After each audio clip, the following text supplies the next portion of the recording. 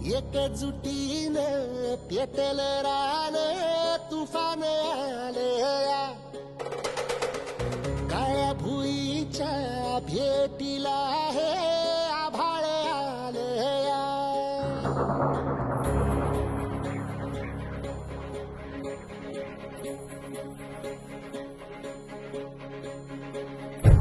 एकजुटीनं पेटल